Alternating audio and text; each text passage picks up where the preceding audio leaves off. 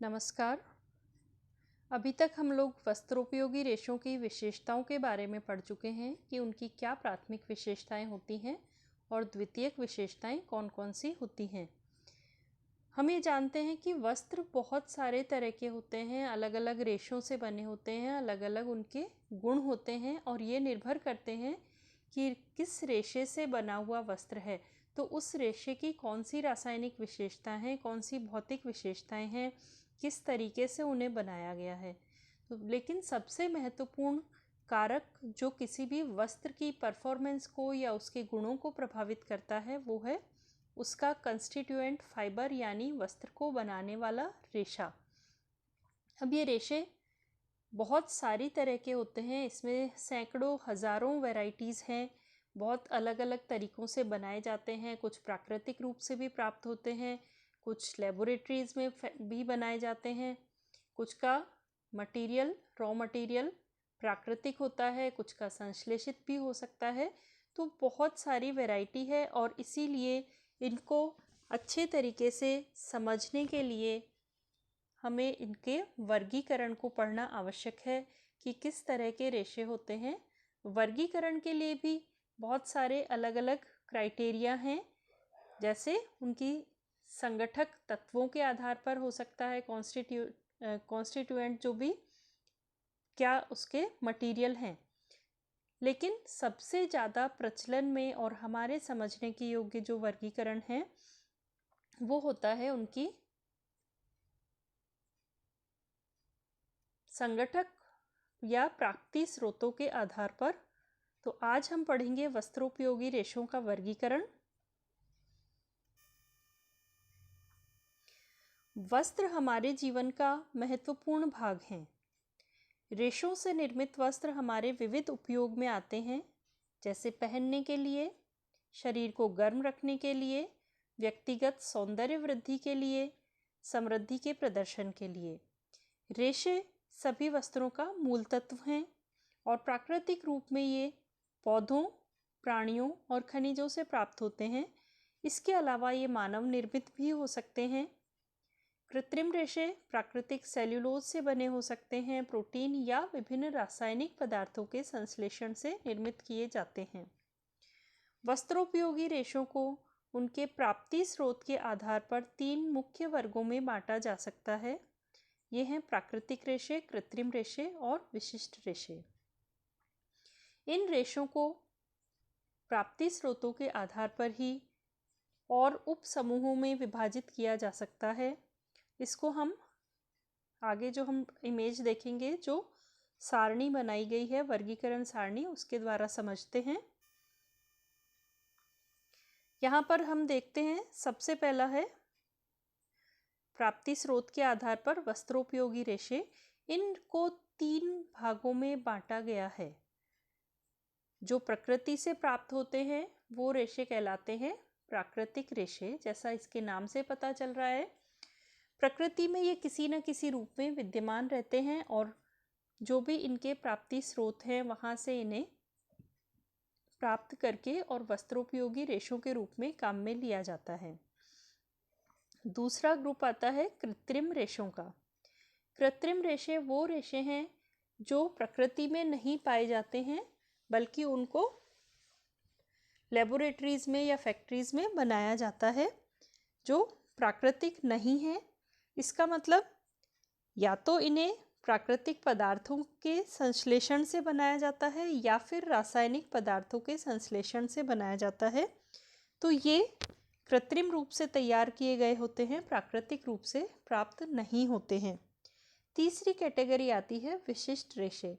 ये वो रेशे हैं जो ना तो प्राकृतिक रेशों के अंतर्गत शामिल किए जा सकते हैं और ना ही कृत्रिम रेशों के अंतर्गत, क्योंकि इनमें कुछ विशेषताएं हैं जो भी नेचुरली या आर्टिफिशियली फाइबर्स हमें मिल रहे हैं उन सब से ये अलग होते हैं, कुछ खासियत लिए हुए होते हैं, इसीलिए इन्हें विशिष्ट रेशे कहा जाता है। सबसे पहले हम इसमें पढ़ते हैं प्राकृतिक रेशों के बारे में। प्राकृतिक रेशों को 3 सब ग्रुप्स में, उप समूहों में विभाजित किया जाता है। पहला है वानस्पतिक रेशे, दूसरा जांतव रेशे और तीसरा खनिज रेशे। अब इनके भी नाम से बिल्कुल क्लियर है, वानस्पतिक रेशे यानी वेजिटेबल फाइबर्स।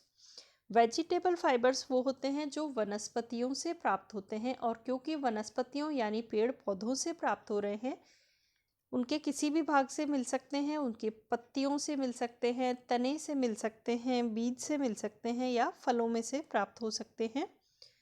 तो कहीं से भी प्राप्त हों, लेकिन क्योंकि वनस्पति से बने हैं और वनस्पतियों का मुख्य संगठक सेल्यूलोज होता है, इसीलिए ये सभी रेशे सेल्यूलोजिक रेशे होते हैं या सेल्यूलोज से बने हुए होते हैं। दूसरा ग्रुप है जांतव रेशे। नाम से पता चल रहा है जंतुओं से बने होते हैं, जंतुओं से हमें प्राप्त होते हैं। तो पहला जो ग्रुप है वानस्पतिक रेशे, इसके अंदर बीज वाले रेशे यानी जो बीज से प्राप्त होते हैं, इसके अंदर आते हैं कपास और कापोक। तने वाले रेशे, इसके अंतर्गत आते हैं लिनन, जूट, सन, रेमी, हेम्प और मनीला। जो रेशे पत्तों से प्राप्त होते हैं उसमें मुख्य रूप से दो हैं, सीसल और पिना। फलों से प्राप्त होने वाले रेशों में है कॉयर। जंतुओं से जो रेशे प्राप्त होते हैं उसमें दो प्रकार के रेशे हैं, ऊन और रेशम। और हम सभी जानते हैं ऊन का रेशा भेड़ के बालों से प्राप्त होता है। इसका मतलब ये एक प्रोटीन संरचना है।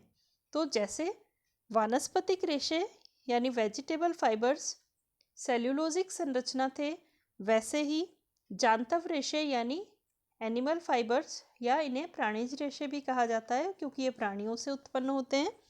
तो एनिमल फाइबर्स में प्रोटीन इनका मुख्य संगठक होता है, इसीलिए वेजिटेबल फाइबर्स और एनिमल फाइबर्स इन दोनों की क्वालिटीज़ में, इनके गुणों में, इनकी विशेषताओं में बहुत अंतर होता है। रेशम का रेशा भी रेशम के कीट बॉम्बिक्स मोरी से प्राप्त होता है, तो वो भी प्रोटीन का बना हुआ होता है। इसीलिए जो भी प्राणिज रेशे हैं वो प्रोटीन से निर्मित होते हैं और उनके गुण वानस्पतिक रेशों से बहुत अलग होते हैं। तीसरा ग्रुप इसके अंदर आता है खनिज रेशों का। खनिज रेशे प्रकृति में जो खनिज पदार्थ हैं, चट्टानें हैं, वहाँ से हमें प्राप्त होते हैं, और उनको जो भी चट्टानें या खनिज हैं उन खनिजों को रेशों के रूप में परिवर्तित करके काम में लिया जाता है। और इसमें प्राकृतिक रूप से जो खनिज रेशा पाया जाता है वो है एस्बेस्टस। ये रेशे के रूप में हमें मिल जाता है और ये बहुत ही महत्वपूर्ण रेशा है क्योंकि इसके अंदर इतनी सारी अच्छी विशेषताएं हैं या इतने सारे गुण हैं कि इसका इंडस्ट्रियल यूज़ बहुत ज़्यादा किया जाता है। दूसरा ग्रुप है कृत्रिम रेशे।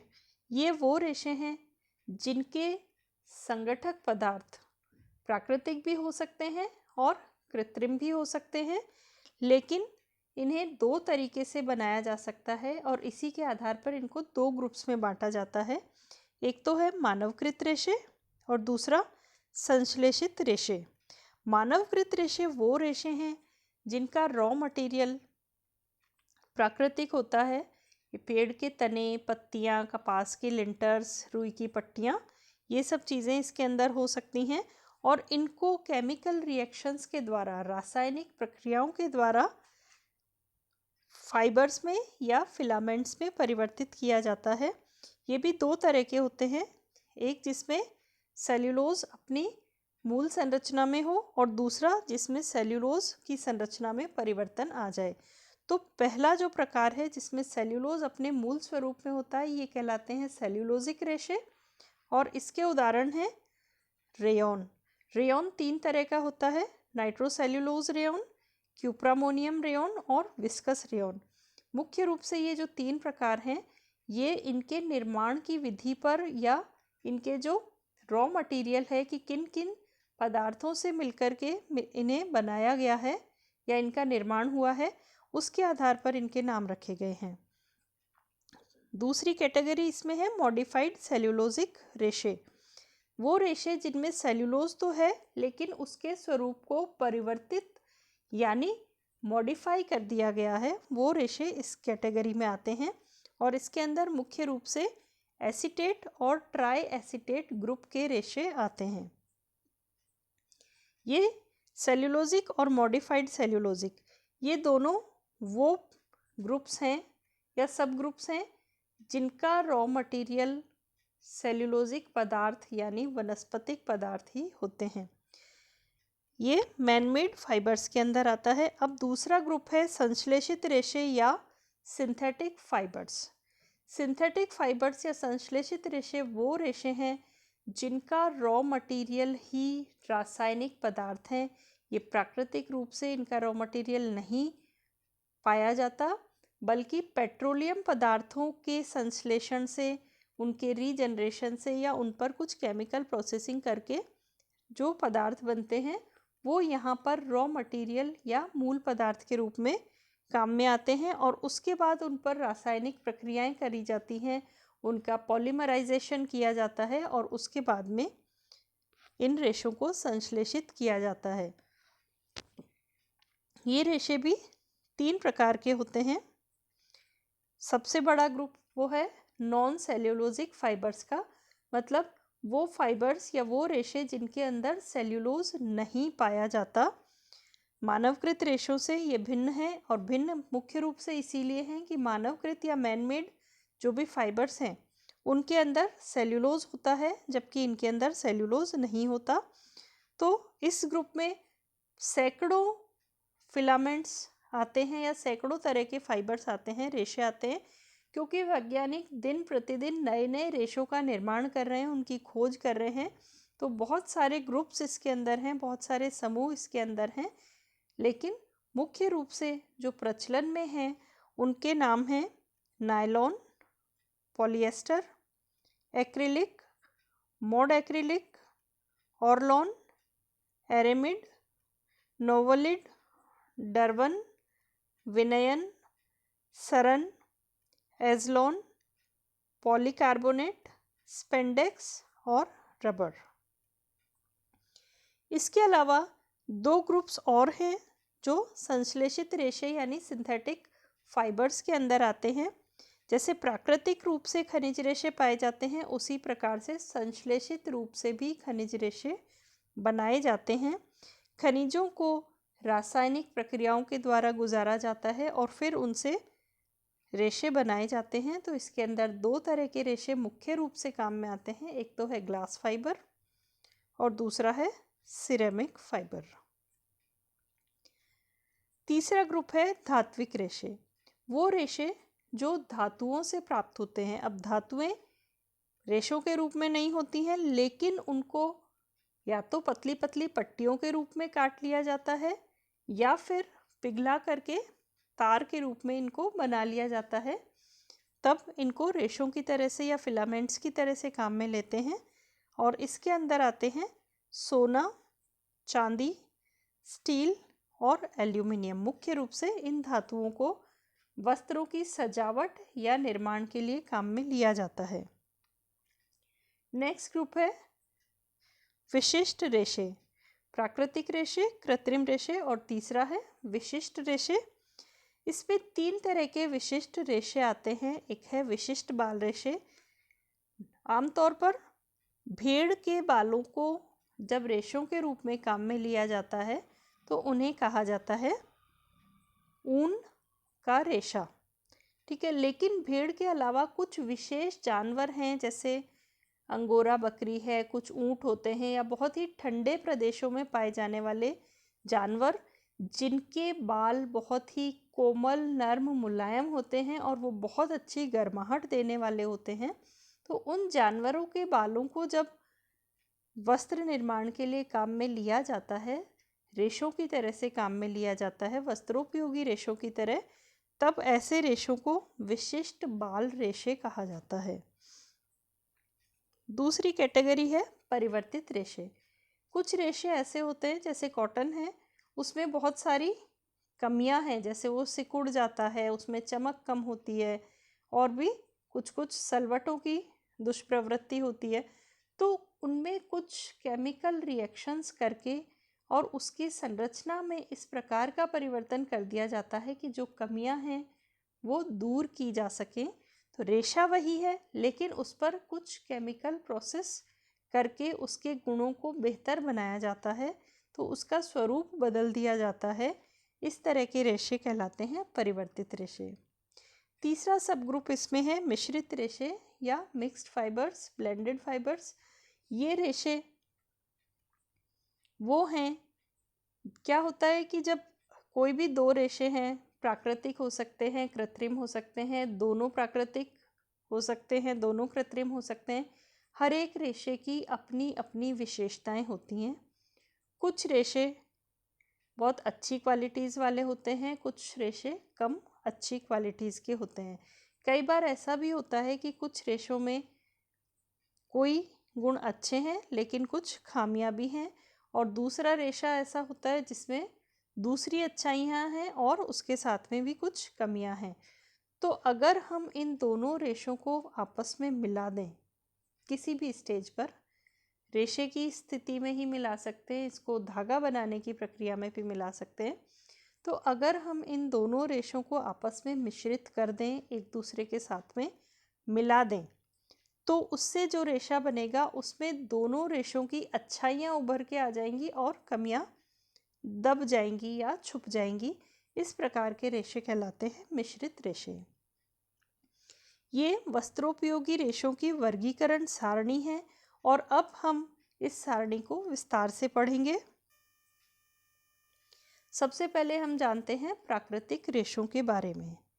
स्पष्ट है, नाम से स्पष्ट है, प्राकृतिक रेशे वे रेशे हैं जिनका उद्भव प्राकृतिक स्रोतों से होता है, जैसे पौधों से हो सकता है, जीव जंतुओं से हो सकता है, धातुओं से या खनिज से हो सकता है, और इस आधार पर इनको 3 भागों में बांटा गया है।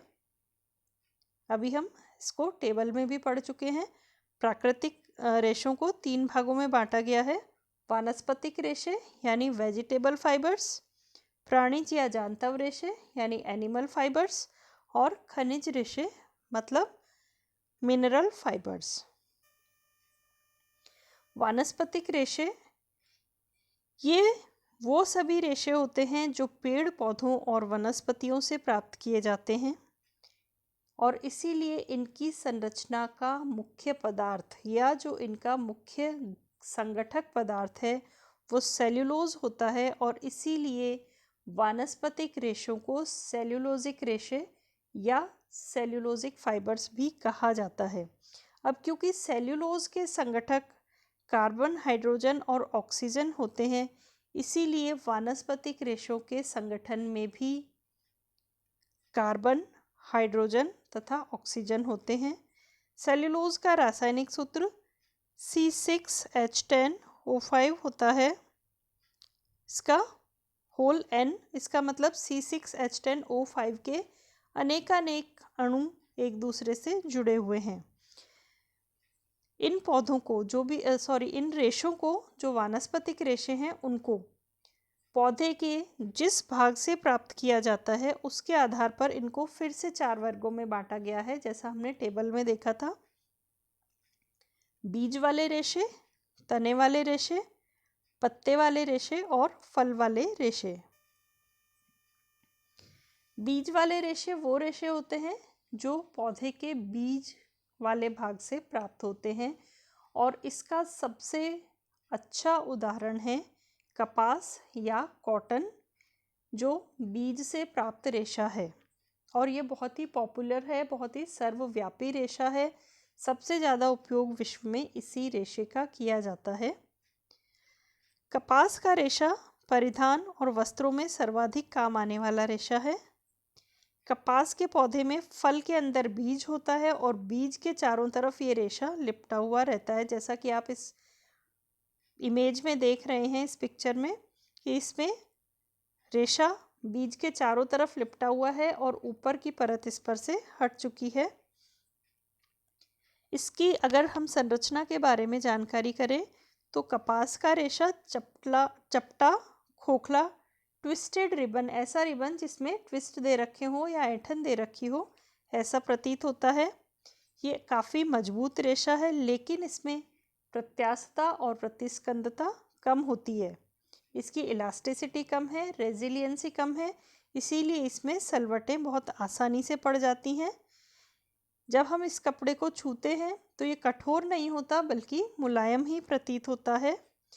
इसकी सबसे बड़ी खूबी है कि इसकी अवशोषण क्षमता बहुत अच्छी है और इसीलिए ये बहुत आरामदायक होता है। विशेष रूप से गर्मियों के मौसम में पहनने के लिए सूती कपड़े बहुत ही आरामदेह होते हैं, क्योंकि ये शरीर के पसीने को सोख लेते हैं और शरीर पर गीलापन या चिपचिपाहट महसूस नहीं होती। इसके साथ साथ ही कॉटन फाइबर से जो भी कपड़े बनते हैं, जो वस्त्र बनते हैं, वो ऊष्मा के अच्छे संवाहक होते हैं, इसीलिए शरीर की गर्मी को बाहर निकालते रहते हैं। लेकिन इनमें कमी ये है कि ये कीड़े से और जीवाणुओं से बहुत जल्दी नष्ट हो जाते हैं। अगर इनको बहुत लंबे समय तक धूप में रखा जाए तो सूर्य के प्रकाश का लंबे समय मतलब कुछ महीनों तक या कई दिनों तक उनको अगर बाहर रखा जाए, धूप में रखा जाए, तो धूप की वजह से, सूर्य के प्रकाश की वजह से ये रेशे कमज़ोर पड़ जाते हैं और कपड़ा खराब हो जाता है। इसका उपयोग बहुत अधिक किया जाता है, बहुत सारे वैरायटी में किया जाता है।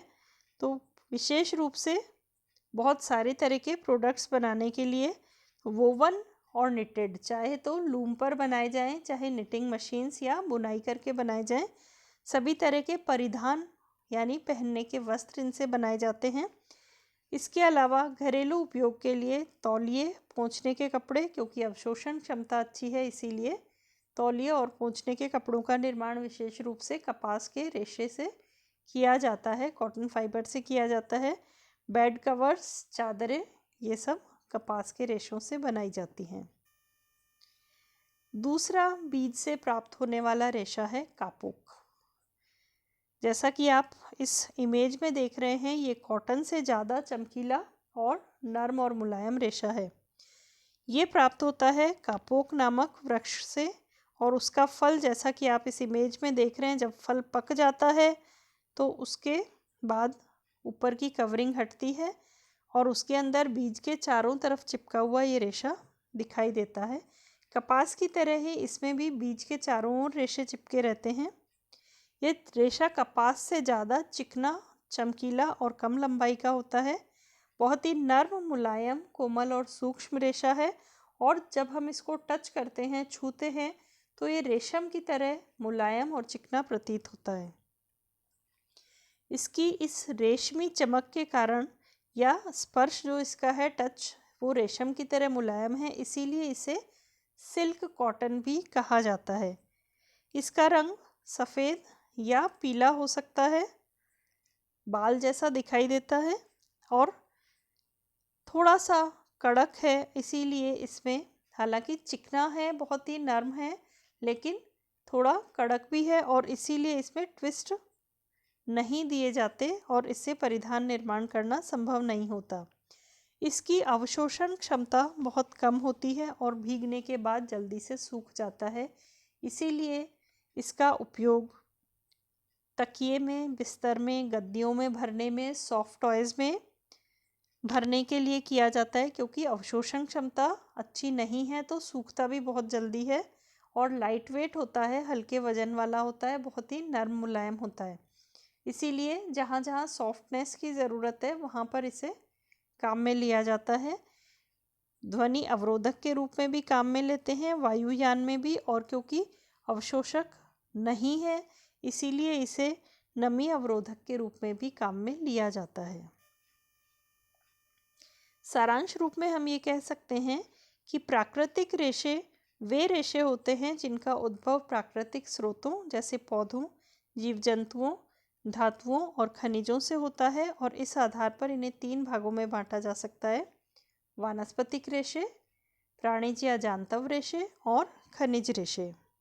वानस्पतिक रेशों के अंतर्गत वो सभी रेशे सम्मिलित किए जाते हैं जो पेड़ पौधों और वनस्पतियों से प्राप्त किए जाएं, और वानस्पतिक रेशों की संरचना में मुख्य पदार्थ क्योंकि सेल्यूलोज होता है, इसीलिए इन रेशों को सेल्यूलोजिक रेशे भी कहा जाता है। जो इमेजेस इस वीडियो में ली गई हैं उसके लिए हम गूगल इमेजेस के आभारी हैं। तो इस तरह की वीडियोस को या आगे और जानने के लिए वीडियोस को देखते रहिए और शेयर करते रहिए। Thank you.